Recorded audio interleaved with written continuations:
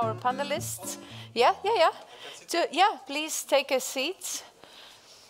So we're slowly going into the panel discussion, which is dedicated to the artificial intelligence in medicine. It's quite broad spectrum of the topics that we could cover in this panel. So I would encourage our audience to bring up also other discussion points rather than those that have been already planned to discuss today.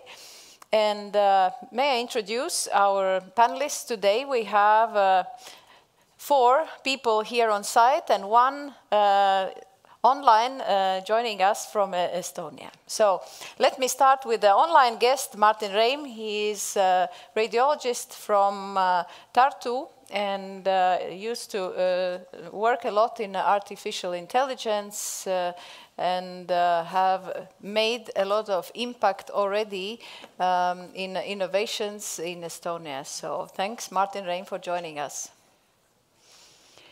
And let me introduce the other panelists today. So Aiga Balode, Deputy State Secretary responsible for digital health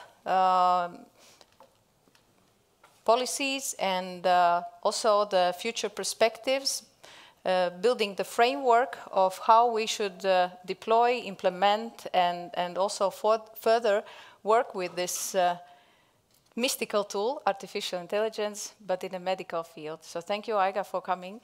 And Agnis Jakubovics is representing the company LIAA. He has been with a high interest in IT solutions, as I found also in PMNET forum description, like a self-educated person.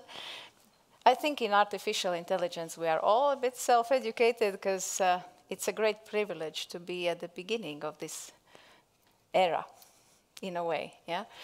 And Vadim Ratner, thank you so much, representative of analytic and also scientific position from IBM company. Thank you so much for coming from Israel. Thank you so much. So, Latvian side, Estonian side, and Israel today represented. And I am a radiologist. I'm Maija Radziņa. I am a professor in clinical university hospital, but I also work in universities, both that are teaching medicine in this country, Latvia, and I am also responsible for educational programs of high digital competence to bring and foster maybe the younger generation into this field.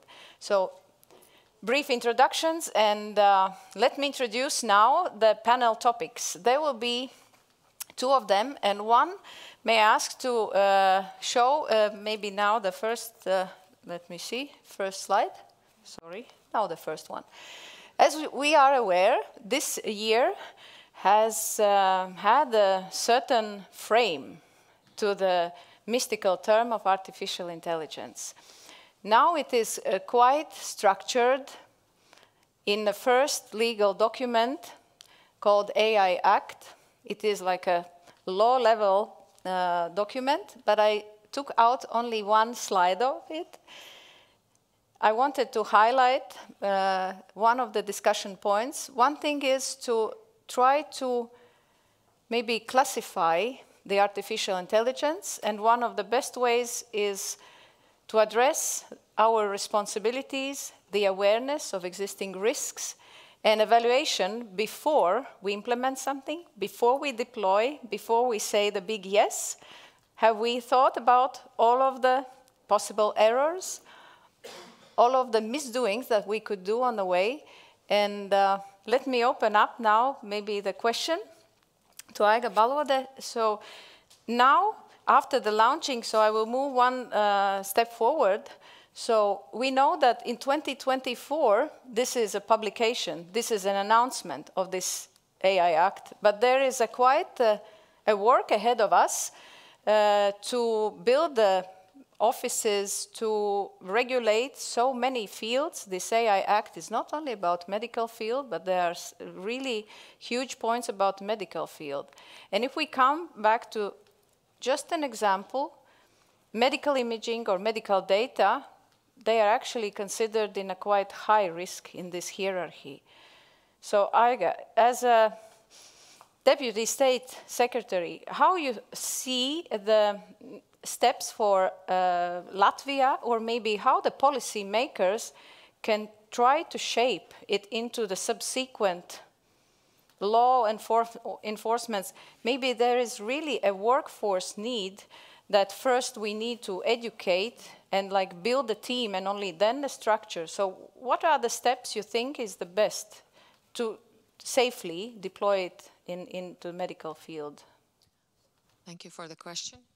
It's working, yes. And I could ask you a question back. You want to hear the short story or the long story? We have the time. So we have the time.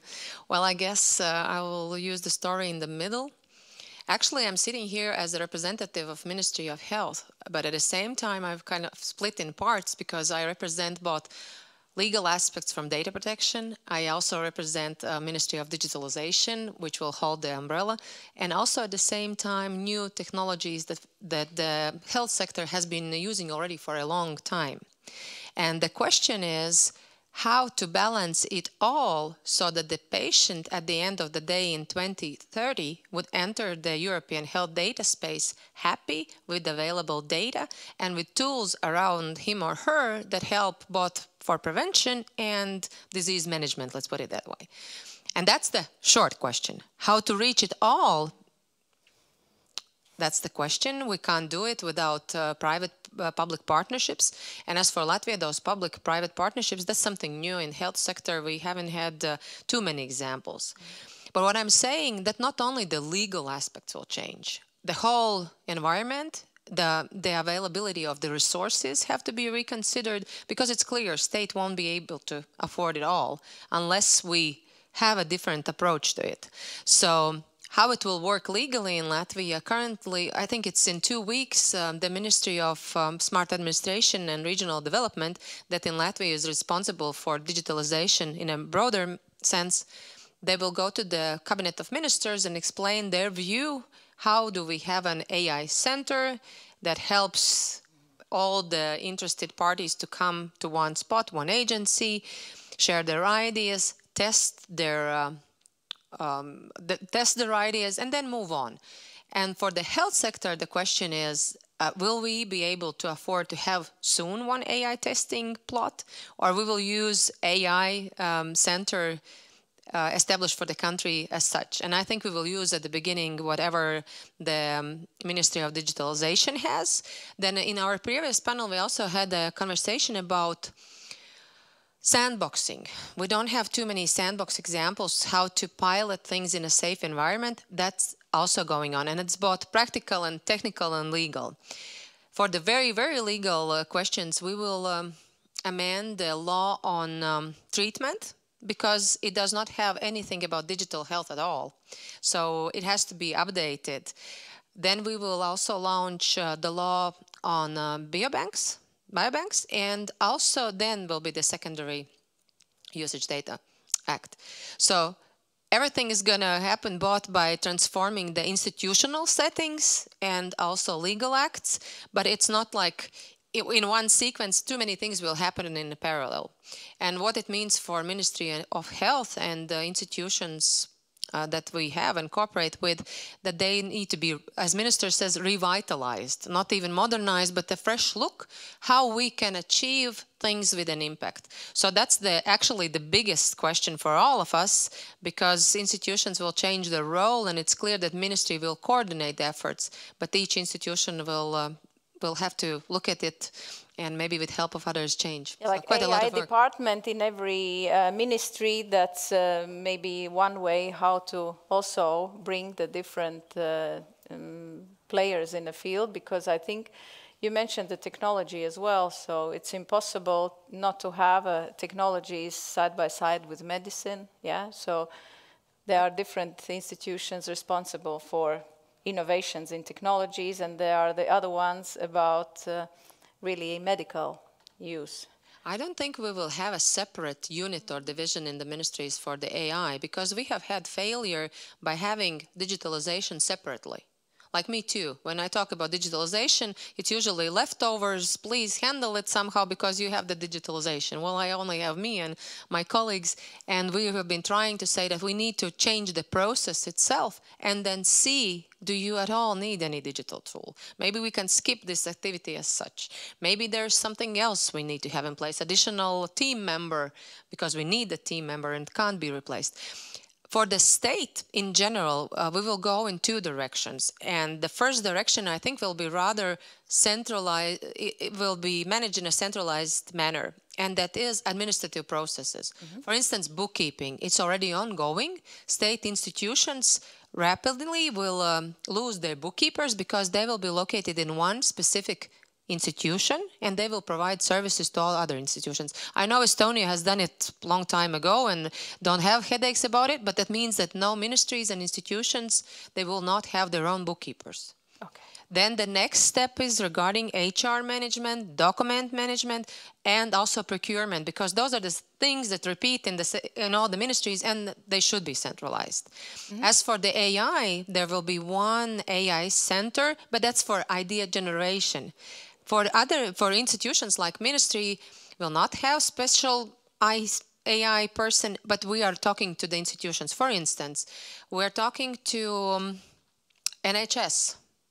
And they have projects. They have projects from this year on, and not all the projects are related with AI, but there are several. So we will see if it's possible to finance them from the state budget because they solve something in a manner that helps the whole system. Yeah. So the changes I think are going to take place really very quickly, but some will be centralized, like I don't have a say, and that's the way the government has decided to go ahead. And in another way, in other places, it will be different. But as for the health sector, if you look currently at the projects and opportunities, for us, the most tricky part is how to distinguish signals between noises, because you should respond to signals and not to all the noises that are going on. And last week we had a discussion with one head of hospitals in Helsinki, and I asked him, I said, why do you think you've been successful in digitalization? And he said, because for so many years I've been responding to signals and not to the noise around, because if I've been just grabbing everything that comes around, I would be probably in chaos killing the hospital. Now it's outstanding and one of the leading hospitals. So the balancing is going to be very crucial. And if we look at the healthcare sector workers, we definitely know the shortage is just going to increase because the chronic patients number rise and society in general is aging. Then the question is how bold we'll be to look at certain aspects and say, this can be automated, this can be skipped, but here we will rely on artificial intelligence. So it's not going to be easy, and there won't be one person who will be answering the questions. But if my colleague Nikita Trojanskis would be here, and some of you know him, he's going to say, at the end of the day, it's going to be fantastic. I agree. I truly believe that this innovation will definitely bring new opportunities that currently even we are probably not aware of how convenient maybe it will be. But let me move on maybe to the industry point of view. So you have like a glance of how the state would like to go in which directions. So how you see your role, you have great ideas, you even have found certain solutions to bring the products and even facilitate the research, and bring the benefit to the larger scale, and how you see it fitting into the, a bit unready system and being maybe a part of it in a way. How you see it from the industry point of view? So actually, as business representative, I would say we are just waiting because we don't know. I have read this AI Act several times and then read that summary several times, but I don't understand how it will apply to me. And I don't understand how it will apply to my customers, my clients. And basically we are following two rules. One rule is everything regarding AI should be somehow labeled if we are talking about end consumers kind of service or product. And the second one is everybody who is creating or who is using AI for business sake should be responsible for the consequences. And if you are taking into account these two principles, then more or less will be in line with that document. This is what or how we are doing that. But simply saying we are just waiting and we are hoping that the government will not over-regulate that. And we suggest to do that as parity principle, so regulate 80% of all of current needs and do not try to regulate something which is hypothetically possible. If that situation will come, then there will be a regulation needed. But so far, no. And give better sooner than later those regulations, those plans, those guidelines, how to, what we should follow. Do you see your role as a part of those who help to build the guidelines, or at least consult the guidelines?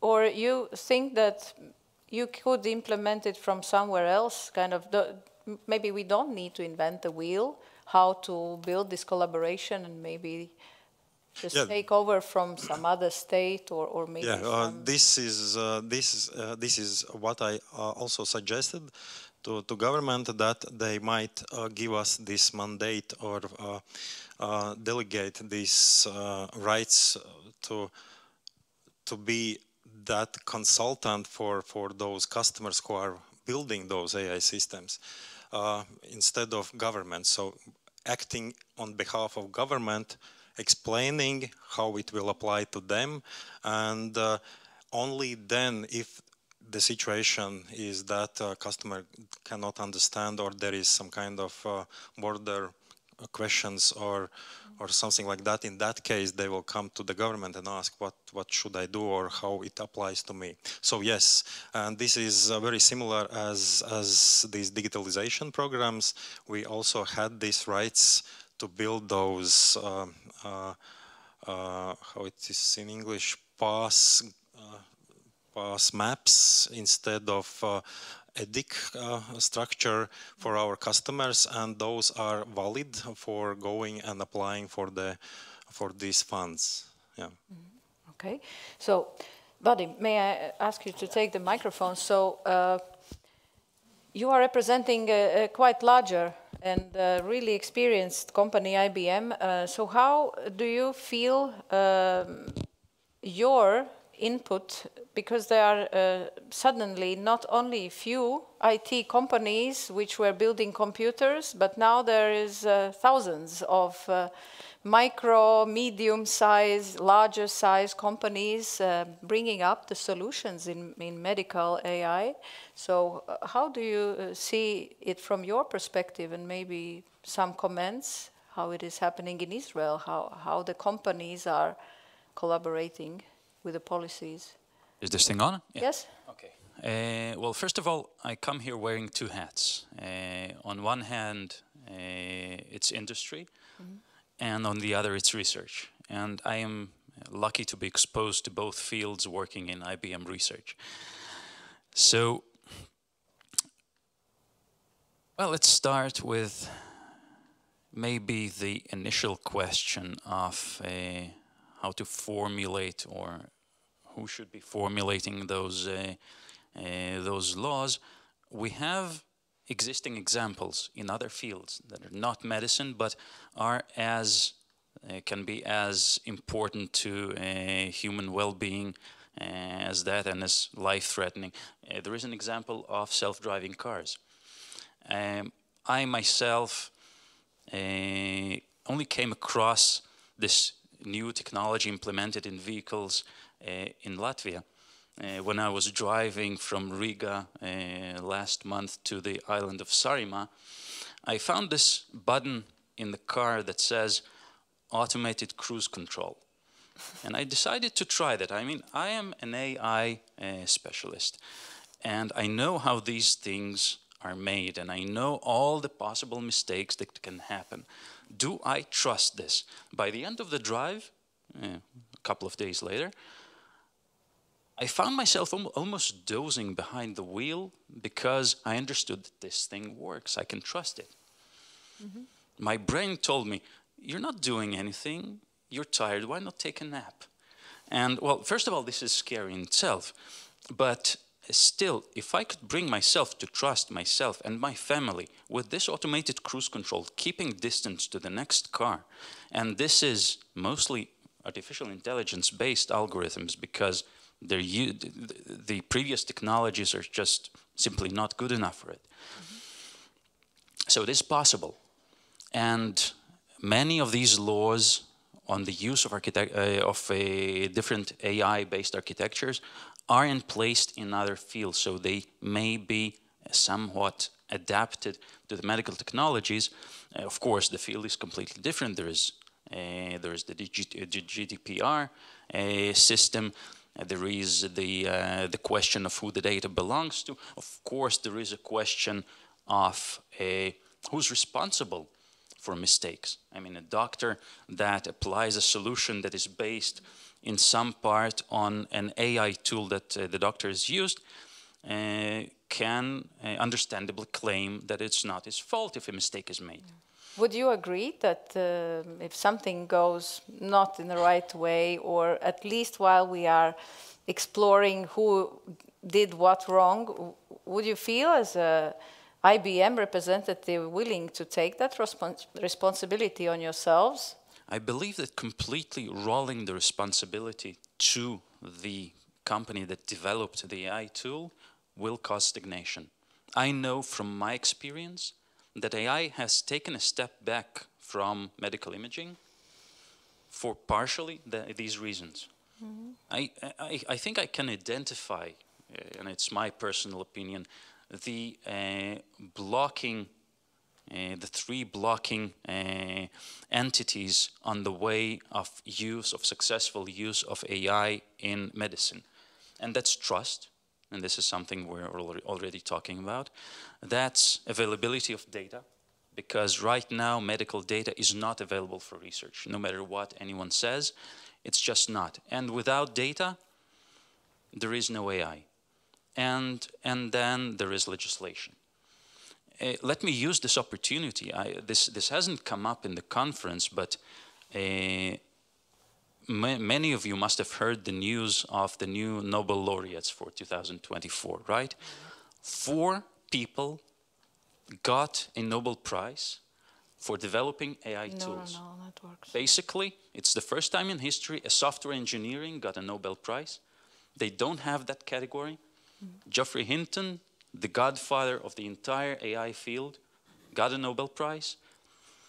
2 people from Google and a molecular researcher, Adam Baker, who has developed tools quite similar in purpose to Google's AlphaFold, but a completely different architecture, of course. All of them got Nobel Prizes. So AI is considered impactful enough for science to be used. The problem is, and AI has already surpassed human capacities in tasks like natural image recognition, in tasks like text understanding. I mean, who among the audience can write humorous limericks or songs? I know I can't. I can't write songs. I can barely write humorous things, and even that is kind of strained. ChatGPT can do that. You can ask it. Take this lecture, write it in a humorous form that rhymes, and it'll do it wonderfully. So why not medicine? Why do we not still see a revolution that has happened in natural images, in text? Why do we not see it in the medicine? I believe that these are the reasons we don't. But the field simply does not have enough data to work on. And of course, I understand the importance everyone does of privacy in medicine. The data belongs to the patient or to the person that supplied it. But there must be some middle ground between completely blocking all of the data and releasing all of the data. There must be some middle ground in between. And machine learning does not require the data that human researchers need. Actually, machine learning can work with scraps, can do wonders. If you give it a portion, a small portion, a couple of, I don't know, inches block of a radiological image, anything, mammogram, X-ray, CT, MRI, if you give it lots of those, in a way that completely cannot be traced even to a human being, not to say a specific person, we already can have a system that would achieve wonders. Again, it's a question of defining where to work. And there are examples for that. United States has the market scan database, which they sell to researchers, which I think is a good short-term profit program, and it also helps the entire ecosystem of AI, but possibly releasing data for researchers to use would be even more long-term profitable. The data set contains the entire history of 100 million patients in the United States of medical insurance claims. Denmark, just yesterday, I heard in one of the lectures, Denmark has a whole country usage, an internal country usage of data. It still does not go outside the country. It's still not open for secondary use, but it's a beginning. So there must be a way to work to both adhere to the GDPR laws and allow AI researchers to use data. And this is something that should be discussed, because I believe the first entity to allow such use would cause a complete revolution in the field of AI in medicine and in general. They say that nowadays currency is data. Everyone is claiming that the data belongs to them. Sometimes it belongs to the patient, sometimes to the institution, sometimes to those who have built data banks, yeah, or data lakes, or data, those repositories. And sometimes the companies are saying that, yes, we want the trust, and then comes the question of transparency. This is one of the very common words with the deployment and like a prerequisite of a deal in between the public use of AI software and about the company which provided this software. How can I trust something that I don't know how it is built? Yeah, how much you are willing to share the way the solutions have been built? How to, in a way, it's like a chef is preparing a really delicious meal. Yeah, in a way, everybody understands basic principles, but there are always like minor secrets, minor tips and tricks, what makes it really excellent. So our companies in this setting of everywhere it's written, yeah, transparency, no black boxes, so kind of share how you did it. We need to know how are you operating with data. Didn't you make anything up artificially, like to build in the blank spaces? So how can we trust something that is just provided? It's a product. We don't see the process of it always, or we don't understand always the process of it. So are we really ready to go in such a relationship in between the end user and maybe provider in a really honest way? Actually, it's an interesting timing to ask this question, because right now, as we speak, IBM is working on releasing its entire code base for drug discovery as completely open source. The official unveiling will happen on the 30th of October, but I think the code will be released in the next couple of days. So that, I believe, is the only way to provide transparency in machine learning, because there are many tools that claim that they can explain what goes on in this huge system of AI, but let's face the truth. A machine learning system, a neural network, which is the main, which is basically synonymous to machine learning nowadays, because no one uses anything other than that. A neural network is a function with millions and billions of parameters. You cannot explain it. If you could explain it, you could have implemented a simple algorithm that does the same thing. You cannot.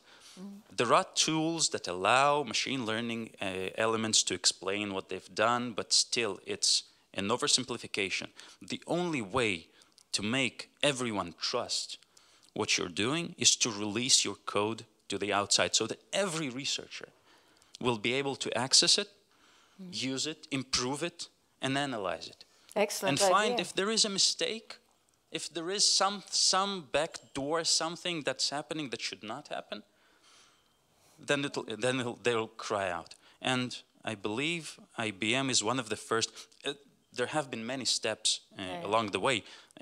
Both Google and other entities release at least parts of their code. It's mostly inference now.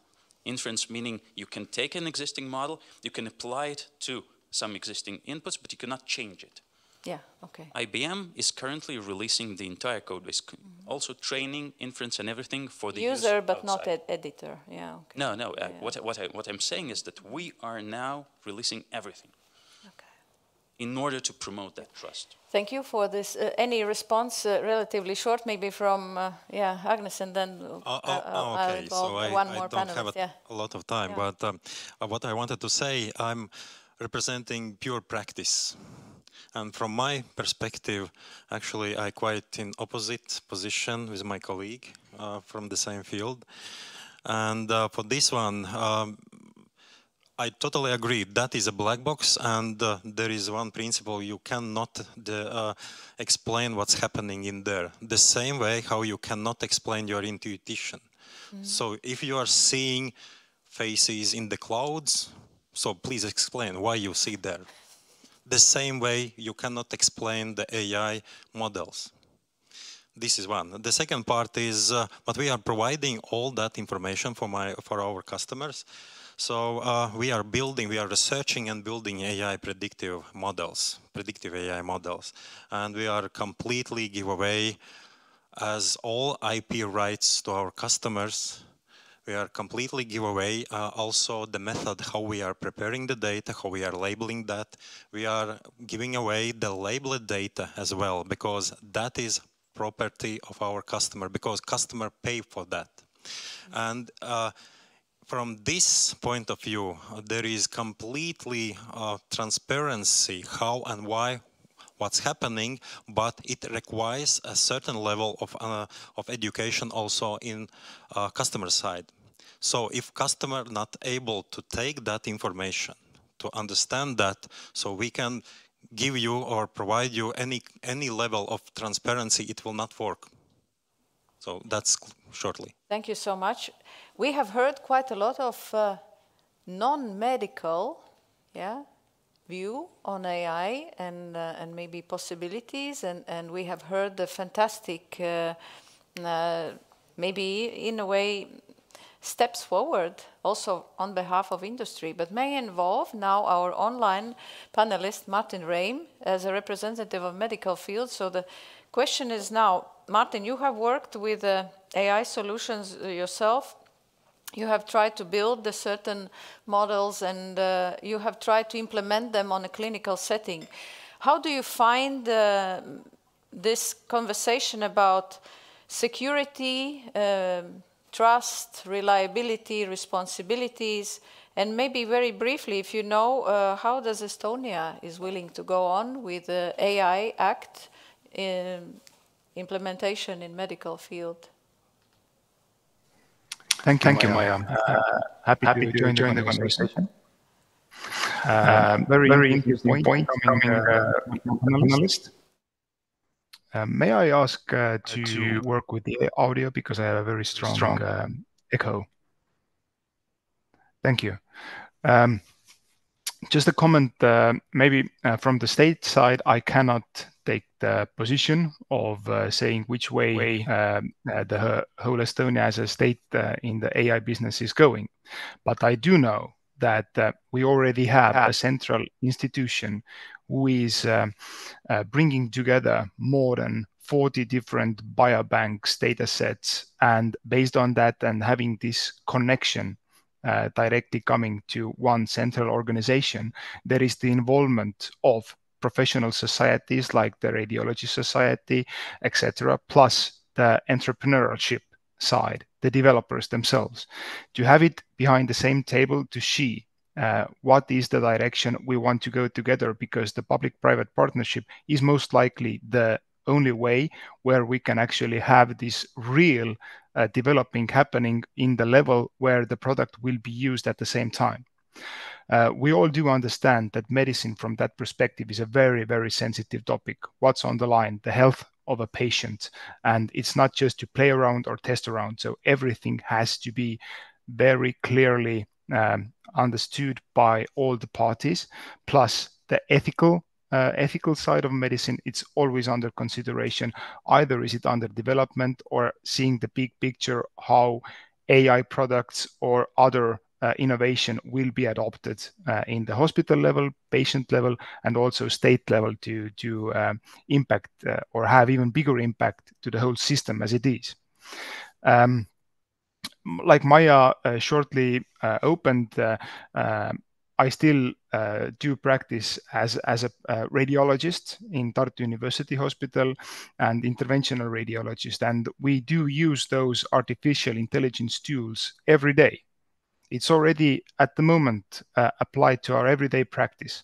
Sometimes we even use the tools we might not even think that is based on AI in the background. It's just already implemented into the end product, and I am, as a consumer from that perspective, have not in a way consented, but it's already installed in the machines, in the software, in the viewers, and it's functioning well. I'm using for the benefit of the patient. From my other experience, as we are running research and have organized framework collaboration with the AI industry and some companies, where I'm also one of the founders of a startup company where we are developing AI through the extensive research. So seeing how data depending, how resourceful is that development side, and having the hospital engaged is actually for me personally has been like an eye-opening experience, because when you're just practicing as a doctor, you don't see what's happening behind. It's a complete other world. And from the, let's say, business side, you would like to have clarity what you have to comply for to be eligible in the certain settings.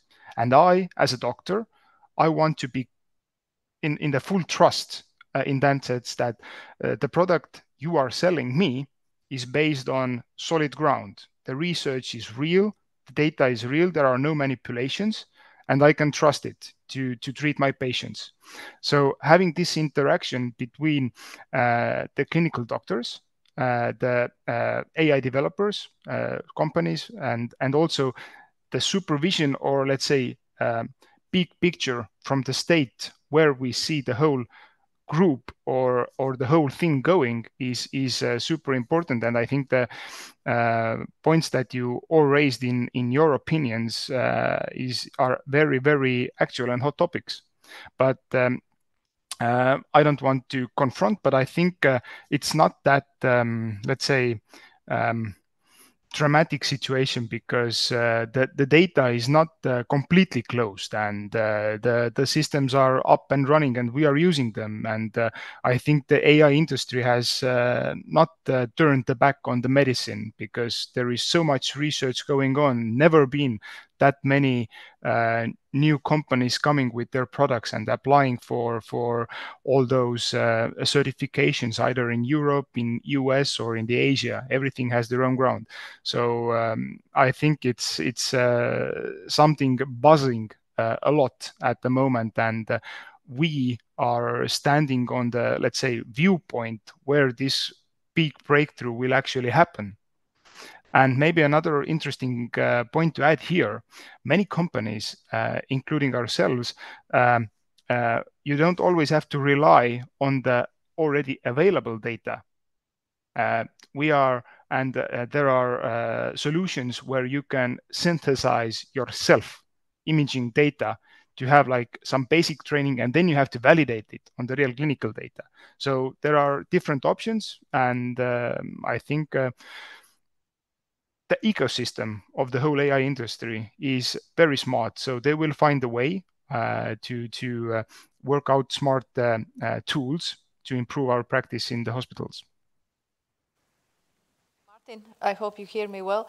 I have one question to the audience. How many of you maybe could raise the hand are aware that your data are processed by artificial intelligence already in medical field? How many of you think that it's already done even without specific consent that you maybe gave? So quite a majority, and this is of course a very specific community, yeah? Those who are researchers, and we are biased because the people who come to this panel most likely have already certain interest or maybe are working with AI. And what I want to point out is it's very true what Martin said, that data are already a long time available and out.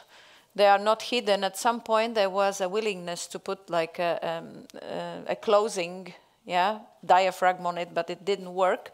Why? Because the solutions that already in place is far years ago, more than I would say 15 years ago, they started, it just had a different name. So what I want to point out today, nothing starts just by building one AI act, and it's not like AI has started to come to us in COVID time or just a few years ago. It is here already for much longer time, and it just has reached a certain maturity now to have a structural platform and to come into the really beneficial way into the medical field. At least this is how I feel it as a medical professional. One thing that I am really not happy about is that we are not as collaborative as we would want. So it's good that companies are building up models, but there are a lot of who have wasted a lot of time because they brought it as a new idea without knowing that actually there are solutions that we use look alike or with a functionality similar already for some time. Yeah, it's just that this communication sometimes is not an ideal, and this is what Martin said. Somehow we need to start to communicate better, and the only way is when we are coming together right from the beginning. So I see Aiga wanted to comment, yeah? I wanted to comment on two things, something what Vadim said. Some time ago we talked about Internet of Things, which also was partially AI in its sprouts. Where the scary part comes in, most probably, that is decision making.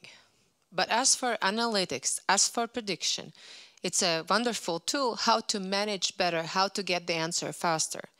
Whereas the very crucial ethical part that's really about the decision and human over-checking, overlooking is going to stay there at least for the next 5 years for sure. We will see how it goes on.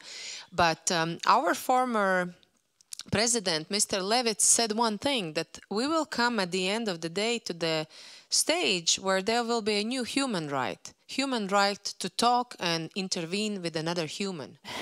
Currently, for instance, I know there are some doctors in the hall, and I have the right to use telemedicine, but it's still the doctor there. Sometime soon it might be the, I don't know, that might be an AI answer with the image of my doctor, but without my doctor there. And then when I have the right to say, I want to see Maija, I want to see the real person. So as for the decision-making, we're not currently talking about AI and going much faster on the decision-making part, especially in healthcare sector. But as for management of many things, there is way to grow with one good point that was mentioned by our Estonian colleague and by Vadim, by you as well, having data in place, having data settled according to certain standards, and then you can open up. If everything is messy and each of one is recording data in a different manner, it's going to be a zoo. So that's about the data management. When we look about perspectives of AI, and how good it's going to be and how long it's going to last, well, that's a tricky question because we have AI jungle already available. We have application jungle available also on our smartphones. We have very poor digital literacy on keeping hygiene. Each one of us. I don't know, maybe Vadim is perfect on this, but I know that I am not. And at the end of the day, I'm asking myself, when will I stop to take care of this digital realm as well as of the physical realm? Because you forget to do so many things. I have so many draft emails that at the end of the month, I just delete them because, you know, there's no sense in going through them. But as for improvement in the healthcare sector, yes, repeated methodological work and data processing that can be done with AI, that's definitely there. But then it's very important for doctors or medical staff to work with the solution provider. For instance, we have in Children's Hospital and in other hospitals where doctors sit along with the IT company and say, no, the risk is getting there, you're not getting there.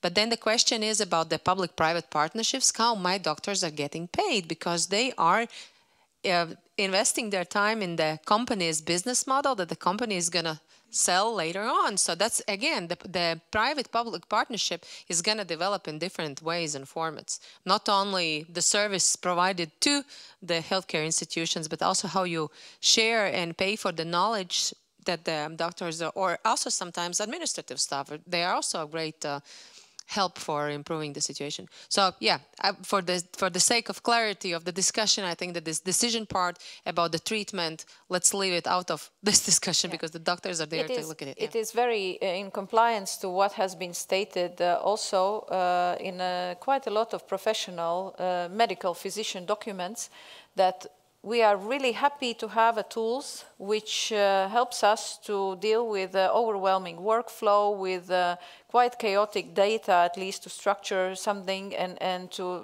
help me find things faster, to tailor things, to specifically find an information which I'm mostly interested in, so kind of individualized educational tools. And so it's really helpful in general educational platforms, not only about AI solutions, but to use it as, instead of me taking the time to teach the basics, but the basics part could be covered by AI, and then I step in with my tips and tricks in professional education. The trick in this flow, I think, is a vulnerability that we all feel, even when you are asked on any app, please enter your personal data. Yeah, kind of, you start to understand that, oh, now I will receive 100 spam information more. Now I you are aware that there are risks and they are unfortunately happening. Yeah. So I see also there is a hand of Martin up. Am I right to notice that? Yeah? Yes, that's true. I wanted to have a comment. Sorry, we don't hear you that loud. So my comment was the importance, which is, in my opinion, actually crucial. Whatever development is happening, the quality of the data must be there. I think you cannot base a good working solution in that way speaking on digital rubbish. You need to have the full confirmation what it is. When we're talking in the field of oncology, you need to have the histological proof, and the results would be overlooked and approved by the medical professional. So the quality of data has the utmost importance because this is the basis for the models that will work for us in the future. So this must be also always in the back of our heads when we're talking about opening up the data. It's not just having any data, but it has to be quality data. Thank you for this comment. Yes, Vadim? I do have maybe some remark on that, because on the one hand, yeah, rubbish data will lead eventually to rubbish models, although maybe not in the same way rubbish, because AI is known to be very robust to noise, certain levels of noise at least. So it's sort of like bootstrapping. You can input rubbish data into a model and get slightly better solution. That's on one hand. On the other hand, AI is really data hungry.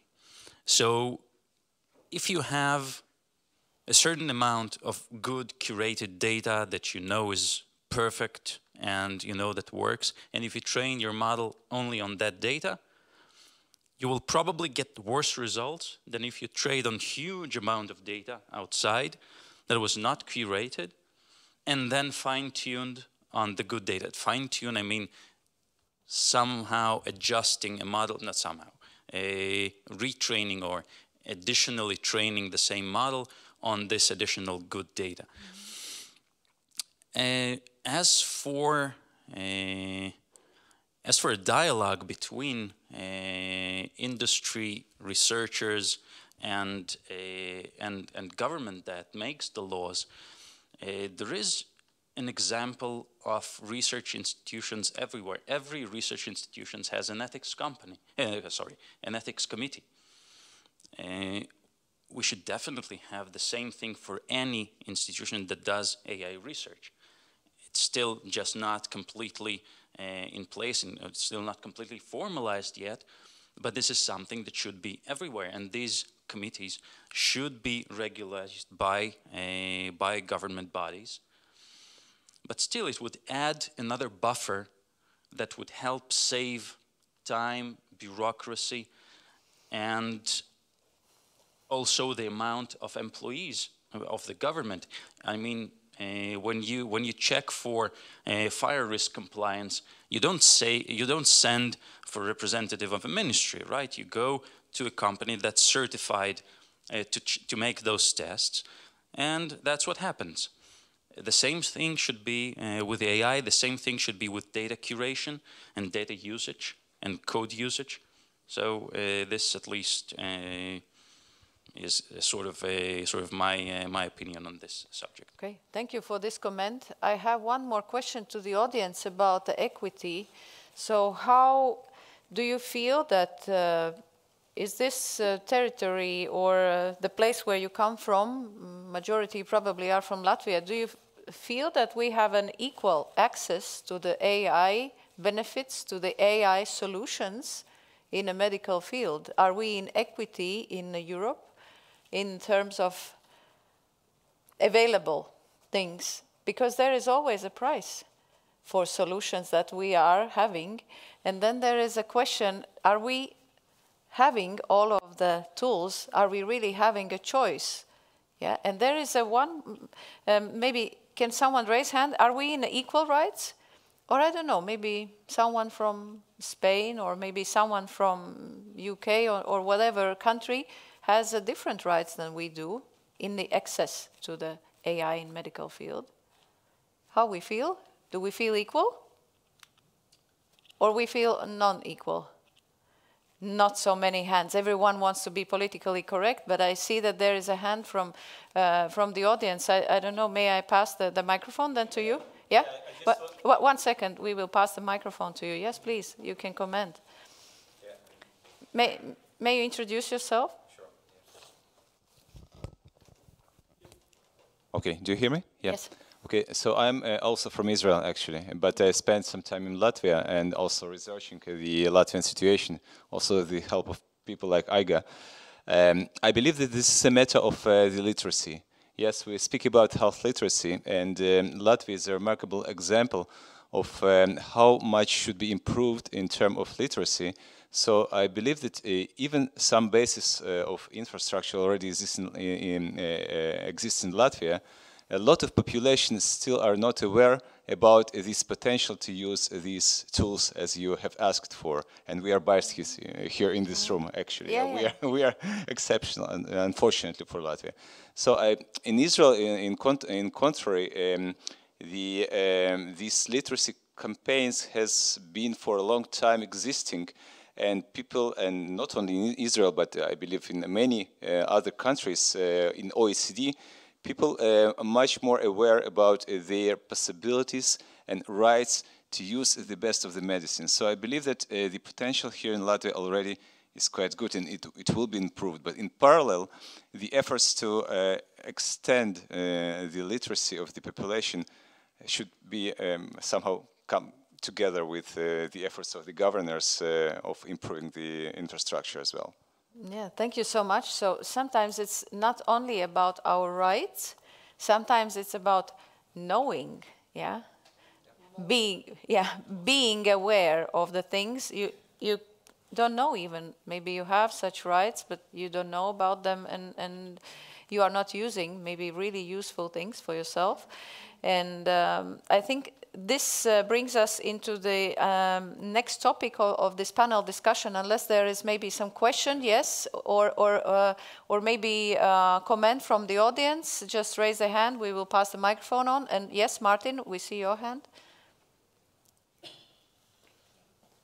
Martin, can you hear us? Yes, we see your hand. Yeah? Yeah. I hope the voice is coming through.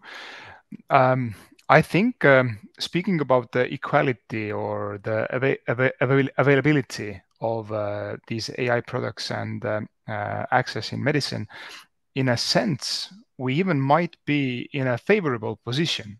If we have a vision, for us, it's actually easier from the state and bureaucracy level to make changes as a smaller and mobile countries from that sense. So the machine work that's keep the whole system running is more lean and easier to make a change in direction. So I think from that sense, we have a maybe a bit better starting position. Of course, we don't have, let's say, the amount in the healthcare sector financially to have every possible tool out there. And from that sense, we have to be, let's say, a bit critically analyzing what we want and what we actually need to have the best care for our patients. But in terms of being more reactive and agile to make changes, I think we are, as a Baltic countries, in a rather good position. Yes, Aiga? Yeah. I just wanted to bring up some statistics. And again, I represent other institutions, other ministries at this point as well.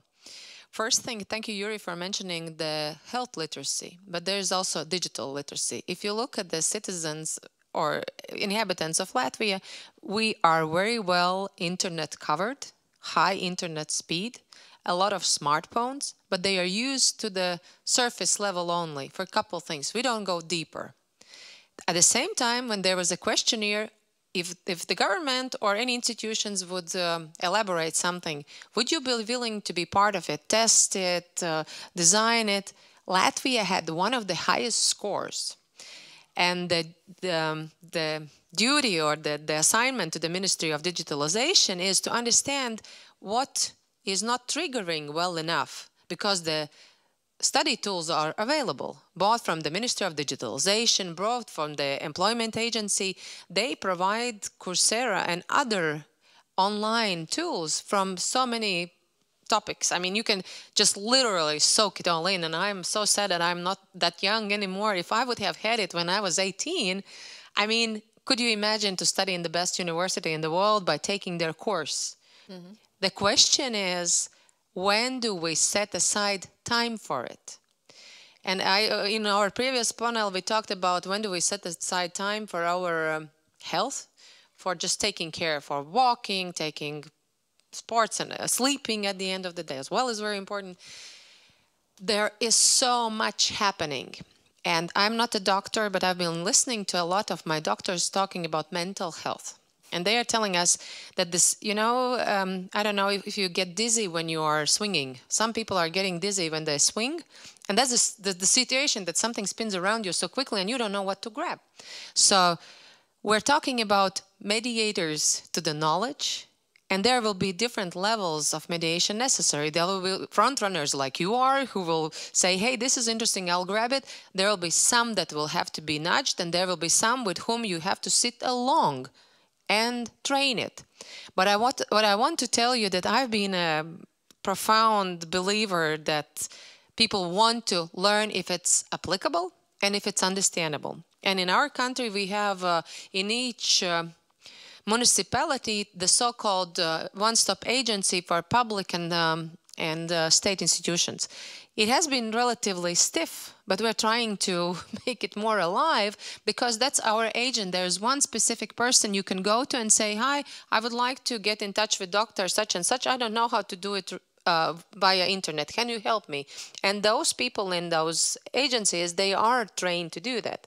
So there will be different ways how to reach people, but we know, I would agree with Maija, not only the one who has data, but one who has the information is ruling the world. Because you know that the thunderstorm is coming tomorrow because your app warned you. Maybe the other person is not having it. So let's put it that way. There are so many tools around us. There's so much expertise around us. But I'm sure that we need, and that's why we still have institutions in place and we don't replace them with AI, that you need to navigate this target group goes there, this target group goes by itself, and from that one you will grasp the knowledge. And that's where Latvia needs to have this increase. We haven't reached Estonia's or Lithuania's level, but as for availability and as for rights, we have the same rights, but different opportunities. Thank you. Thank you. May I ask to Agnis the question about the availability maybe of a national databases? We have quite a lot of databases, including the radiology. I'm a radiologist, and we will slowly going to move into the radiology field of this discussion. So may I ask to show the presentation slide? So, imaging, yeah, all kinds of imaging. We understand even our photo imaging is important. But when we move on to this kind of, in Latvia we have quite a comprehensive data source of imaging data. So there is no comment about not having data. So I think also in Estonia having the national PACS or this picture archiving system solution is one of the examples in Europe, kind of the community size allowed us to have it this luxury way, yeah? And what about the access, and what about collaborations, and what about dealing with those data? You are really working in the radiology field as well, so maybe you can comment, yeah. Like, are we in a privileged situation, as Martin Reim said? Exactly. Colleague from Estonia, Martin, completely agree with him. Completely. So I think we have here in Europe, especially in Baltic states, privileged status because we can access every information, almost everything we need. The question is only, of course, that information or that data will cost us something. It's always there. It's always business aspect there. But we can go and get that information. And I would say more, we don't need labeled or structurized data, as my colleague from Israel said, Vadim. We always develop the methodology how we are preparing the data and how we will label that, and that is quite special for each particular project.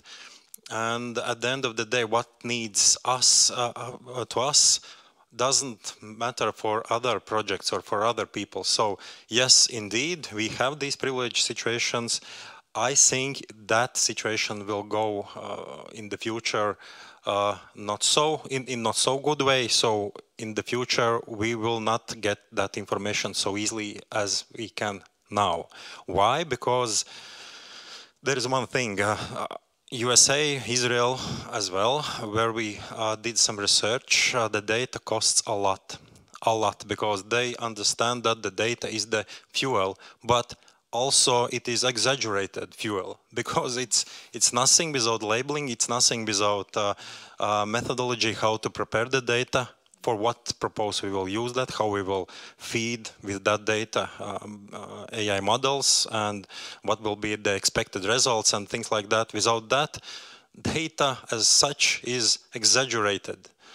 Of course, first step is we have to get access to data, but then comes the nightmare afterwards. How to interpretize that, what to do with that, and then that collaboration between the researchers from AI side and doctors should be there. And there is also a big canyon in between. Why? Because doctors does not understand what behind that science, IT science, and we don't understand that medicine part. And then during the practical projects, we start to understand each other's fields. And then wow, it might be done in this way, and we can gather this kind of benefits and things like that. And that's only in the process. We cannot establish that structure or some kind of regulations before.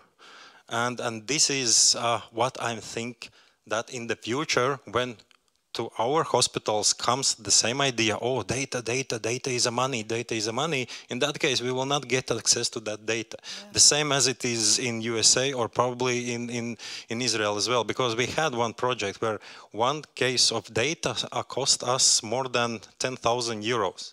It was too expensive. Of course not.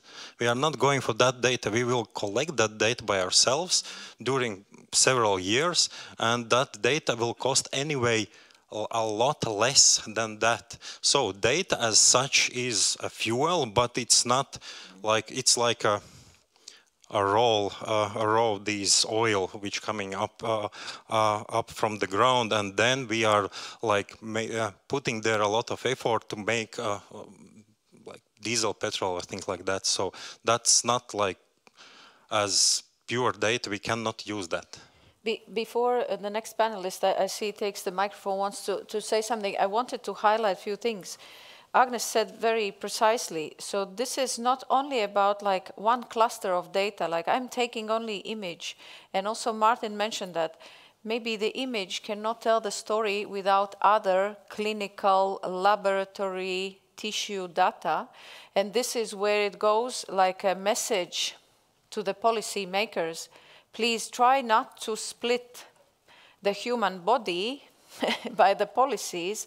Try to understand that it's a complex interaction, and we need to also address data which comes from the human body in a complex way. So you cannot separate completely the data of existing infectious disease from laboratory data. Everyone understands that, yeah? But also the radiology imaging data are of the same value, and they become more valuable if there is an additional clinical laboratory history information. It brings totally different message. Like I still look at the same chest X-ray, or I still look at the same computed tomography or brain MR image, but I see totally different story if I know the background and the other side information.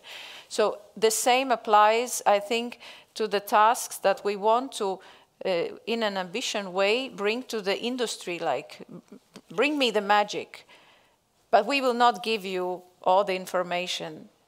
They are capable to do the magic, but we are somehow, in a professional field, a bit want to withhold certain information, or there is a lack of interaction in between data systems. They are not connected as well. In terms of e-health, they are not on the one screen, what I mean by that. And talking about the radiology, as you saw the slide before, this is like a timeline of the things where we start with a basic structured data, which even starts with the text information. Then we do the labeling, then we do the computer-assisted diagnostics, and then we move to the prognosis, the risk stratification. And at the end, you do the scan and you get an information. You have a 17 or I don't know, 15% of having a cancer. And now is a question. It's a great tool and it even gave you a number. But what to do as a patient with such an information? What shall I do now? Yeah? To write my will, I don't know, to rebuild my whole life, I don't know, like change the job for the last year that I have left. What does that mean, 15%? Okay, I made a laughing joke, everybody understands that 15 is not really relevant. But what if that probability reported by AI is 67 now? You know, I start to feel like, hey, I'm really like on the borderline. Maybe I really should do something about it. But only in the context of the adjacent information, this would become really a final answer. Someone has to, like you said, to make a decision, to make an interpretation. This is where this human value comes in, and this is where AI becomes a tool, and AI becomes a facilitator of the discussion, and maybe awareness for that patient to really better take care of your body, to change your lifestyle, million things. I, of course, gave a terrible example of oncology, but there are other diseases, like also chronic diseases. Like now is a extreme tsunami wave called liver steatosis, which is a metabolic disorder, a slow progressing disease. I would love to have a tool that, I don't know, even I go into some supermarket, I do some, like, I don't know, fancy scanning, and it gives me how much fat I have in my liver. So I can, before I go shopping, I can make a decision of healthy choices rather than non-healthy choices of food for today. So I think it's, no, I'm speaking about non-invasive. It's not a blood test. No, non-invasive ones. So this is how I see the maybe future kind of bringing the awareness of your body health rather than illnesses. Yeah. So this is how the images can help us and facilitate it. So, yeah, Vadim, you wanted to comment? So the number of remarks I wanted to say has now grown, I'm afraid. So first of all, regarding what you said, Agnis, there are two ways a government can make money from data. One is to sell the data, and that's an immediate profit. And the other is when that data is being used to improve healthcare. Money is being made by having people that are healthier, that work more, that make more money for the country. Unfortunately, these two ways contradict each other. Because the more money you're asking now, the less research you'll get later, and the less improvement you'll get later. So that's a problem. I do not have an answer for that. Another remark for what you said, Maija, regarding usefulness or uselessness of data. We have to be really, really, really careful not to say that data is useless. I do not believe there is useless data. Of course, I completely agree with you that data that contains more connections, more data on the same patient is of course immensely more useful. However, we must understand and not make the mistake of thinking that some data may be useless. An image of a person that's not connected even to a disease or to a person is still immensely useful to an artificial intelligence system. It may be useless to a human researcher, because a human researcher will have nothing to learn from it. But an AI system, it doesn't know radiology. What it does know, it's the raw numbers that it's getting. And what these numbers mean takes a huge amount of data to learn, to understand that these numbers are pixels, that pixels come in edges, in objects in an image. These objects may mean something about pathologies, may not. They may represent birds or they may represent tumors. So this takes huge amount of data, and this data does not need to be fully labeled or connected to other data sources. So there is that. And I'm afraid I forgot the third remark, so I'll stop here. That's okay. It might probably come back. Yes, we have one more comment from the audience. Yes, please, may we pass the microphone again? We will use the one on the table. That's okay, number one, yeah. Mm-hmm. I just wanted maybe to give a little bit broader perspective of what has been told. I believe that all this revolution brings us the opportunity to live in the healthcare system which is not reactive but proactive. Because the real benefit of the healthcare is to prevent instead of treat.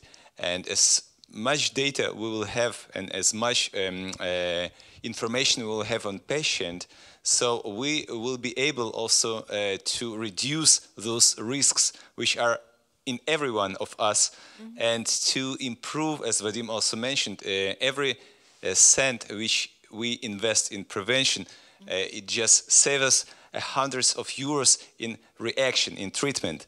So this is maybe, you know, your idea or your remark of the future of medicine, yes, is really, you know, dream of. And all these tools are just capable to make this dream true. Actually, this is all above, and it's important to understand from the upper perspective, you know, to see the whole picture. And therefore, maybe the fear of what we will lose of our privacy will just diminish a little bit. Just understanding the whole picture from the decision maker like Aiga and from us as well as the patients. Yeah. Yes, so actually it is really important that we are building the systems together of data health, also with the awareness and literacy in our community, that you don't need to withhold your data because you actually would benefit by sharing them. So even if not yet the systems are fully connected, yeah, or exchanging with information, the patients would be advised, the community would be advised also to share the data and maybe to have a gateway that they could contribute their data that probably are not always written down or somewhere already included into the healthcare hospital system or maybe outpatient clinic, yeah, records, that patient could say, yeah, that I had this, I had that. So it's important, this information exchange would bring us into the maybe the one of the core names of this forum, yeah, the precision, yeah, the precision, not only individualized, but to do the precise, yeah, evaluation of situation, to do the precise diagnosis, and so on. I saw the hand in the back, am I right? Yeah, so may we pass the microphone? Thank you. I also see the hand of Martin, and yeah, and also, yeah, no? Okay. Hi. So I'm Carlos, I'm from Latvia, but I actually live in Germany. And I heard a lot about this equity on AI stuff and individuals giving data and data in general being given and stuff like this. And I honestly have never heard about anything AI related in medicine, and that's probably because the digitalization level in Germany is not very high. I mean, in the hospital where we worked, they got rid of fax machines at the end of last year, I think. And why I'm saying this is that I think that a lot of this comes down to privacy and all these privacy issues that we have. And for example, from some of my relatives here, I know that there's a system in Latvia where everywhere you go to a doctor, you can pay 10 euros a year or something like that, and you get access to everything that's been done to you. You can see your X-ray, you can see your lab results, etc. I get those on a disc that only the doctor can read. I don't get my lab results. I have to go to the GP and they tell me this was elevated. I don't have a choice to share my data with anyone because someone else, as the government, tells me I cannot because of my own privacy. So the question is, when do we pass over the torch to the individual citizens of our European countries to say, it is my data, as you all said, the data belongs to me, but how can it be that when it belongs to me, I am not allowed to use it at all? It is not my decision to use it. It's someone else's decision to then sell that data. I want to be able to check a box that says, this image of my knee, whatever, can go to IBM or any stakeholders. I want to be able to release these rights, and currently I'm just not able to, as far as I know. Yes, thank you for this comment. I know that there are certain availability of digital data among the different European countries, and yes, again, I want to highlight we are in luxury, a very luxury position. We are very lucky to have really almost main data in quite small amount of the systems. Martin, your hand. Okay, 1 second. Aiga wanted to answer on the data availability, but yeah, not for Germany, but for Latvia. Yeah. No, for everybody, for the whole EU. That's why we are rushing, because the date is already set. It's 2030. Well, the data health regulation is not in place yet, but it won't be changed dramatically. The question is, how do we grow up? Because we are coming from very diverse situations. Estonia, Denmark, Netherlands, with completely different perspective. Like for Netherlands, AI option is how to not stop it and grow, but at the same time have safeguards, how to experiment safely.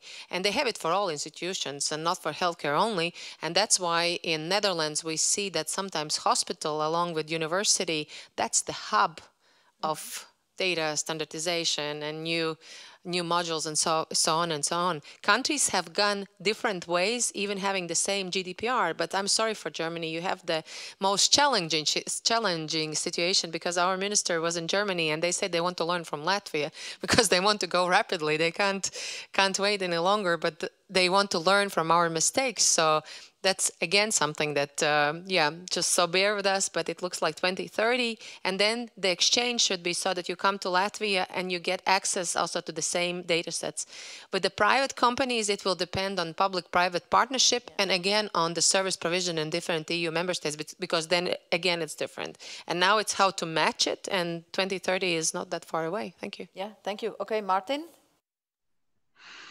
I actually really like the side, Maija, that you opened up, is what the patients will eventually do with the data coming from either AI or let's make it broader, like the precision medicine. We are practicing precision medicine now, right now. I'm sure it happens in Latvia, it happens in Estonia. This is all precision medicine already. But if you add the AI layer, I love the example of one of my good friends, a professor of human genetics, just a few weeks ago told me, it was like, if we're talking about those very rising trend of Balode genetic tests to evaluate, for example, cancer risk. And there is a younger lady doing the test and getting the results that you have very little chance of getting a breast cancer. She would, I don't know, ignore the risk. It doesn't say that you don't have any risk. There is a little risk. Should her stop going to the mammography? Or let's say that we are using AI already, detects a fracture on an X-ray, but the doctor says it's normal.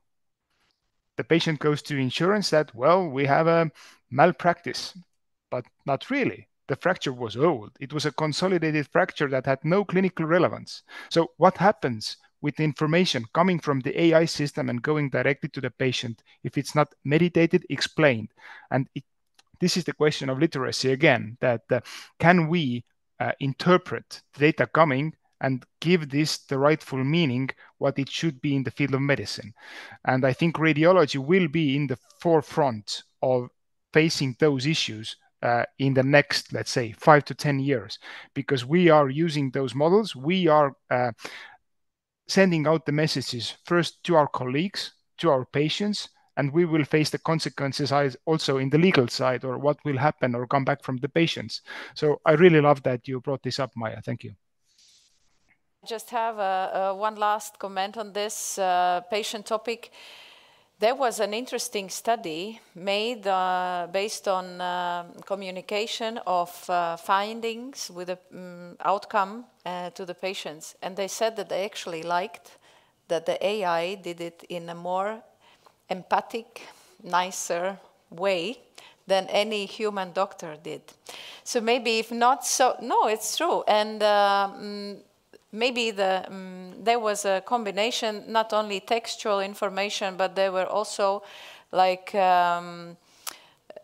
sort of a video type with some images, and here you can see your lesion here, and like even the way, in a nice fancy way to tell the story, that the same you would receive from your doctor. And of course, with the selection of the right vocabulary, it really most likely was the most delightful to the patients. So we must explore the maybe unknown terrains of the use of AI, where we are really in a shortage of professionals. We can give the certain task to the AI, regulated information in the way according to the guidelines, presented in the right way, could maybe reduce waiting lists just to have a conversation of what was found. So patient can find the right time to listen and to see maybe also visual material, educational, giving the further maybe pathway, and then he contacts the professional and have already informed questions and discussion forward. So a very nice way how to do it.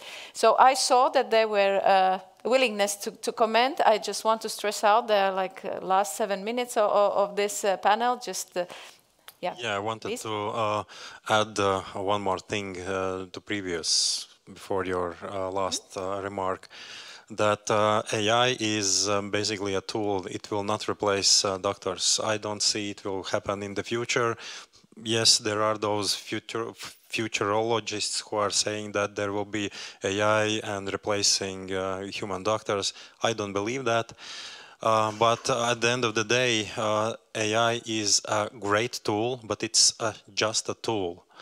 And as surgeries have a bunch of tools, and they are forced to learn how to use them, the same way applies to AI tools.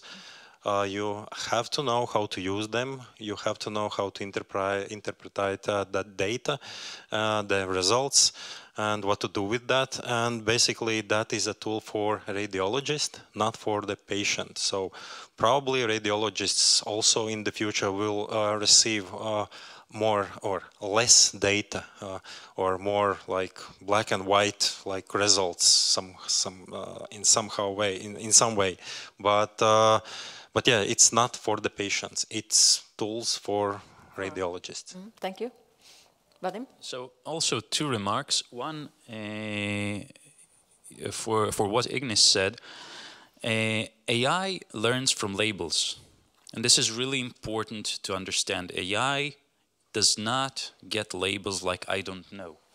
Because no radiologist looks at an image and says, okay, I have no idea what's happening in here. Let AI... happen. It does happen. Actually, yeah, BIRADS 1 to 5, but usually AI is much more comfortable with zeros and ones, so there is some sort of thresholding going on in the process of training. So AI is not good in predicting percentages of risk. So when you said 15%, I know that could mean anything between 0 and 100, between 1 and 100. So that's a concern, and that is something users should be aware of. Returning again to the literacy. And one more thing, before everyone rushes to give away their data, I still would like to raise a concern, and I know I'm shooting myself in the foot, but I'd rather do that than poison the well, because if everyone's data becomes available, it's only a matter of time before someone misuses that. Yes. And once that happens, it'll be a panic. Everyone will withdraw anything and the field will slowly die down. There is a need for governmental agencies that would regulate the distribution, the depersonalization, the safety of that data. So no one should give their data to IBM, but data should be stored safely and distributed in ways that can be trusted, both by the population, by the government, and by the researchers, to bodies that use that data. Thank you so much for this comment. It's very important in understanding, yeah?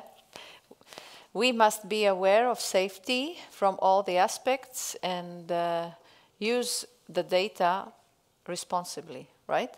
And it, of course, is for any data, but specifically the medical, our health data, not only about the illnesses and not only about the social impact, what such data could do, but it's about maybe even harmful, unfortunate softwares that might be developed by providing us with a malicious targeting of harming the population, the target groups. Just imagine if you would be falsely informed that you have a diabetes, you would start to use the wrongful medication, you would end up with a really harmful situation for your health. This is just a very simple finding, but there might be some other. Just to set in the panic, diagnosing you with a false oncology that you are not having, withdrawing you from some opportunities, giving you a finding of what you don't have, and you are overwhelmed by solving this problem, and at the end you find there was never, ever anything. Yeah. So this is the malicious use of the data that we should be aware before we share it. Any last remarks from panelists? Maybe Martin, because the time is closing up. No additional remarks except that the final thought of being aware how the data is used is really a good let's say final words to have it, that it would remain controlled and nobody would misuse it to actually hurt the field. Thanks to the policy makers who are understanding their really responsible role, not being a blockage. Sometimes they are perceived as the ones who are not allowing things, but rather than really managers of this in a right way, and in this high level, European and different international communications most likely will bring us into the quite safe terrain in hopefully future years. As you said, it's a good perspective, 5 years, yeah, more or less, yeah. And risk assessment never ending. Yeah, risk assessment never ending, but more or less in 5 years we should reach the certain like stability, at least the feeling that we are standing on both feet in the use of AI in medical field. And if there are no other comments from the audience, I think we can conclude this panel discussion. Thanks to all of the panelists, those who are on site. So Vadim Ratner from IBM Israel, Agnis Jakubovics from Latvia IT, and Aiga Balode from the Healthcare Ministry, and Martin Reim from Estonia, Tartu University, and also Tartu Clinical Hospital, and me, myself, also from Riga, Latvia. So thank you so much for joining us for this discussion. Thanks for active involvement in the debate, and have a wonderful and fruitful sessions.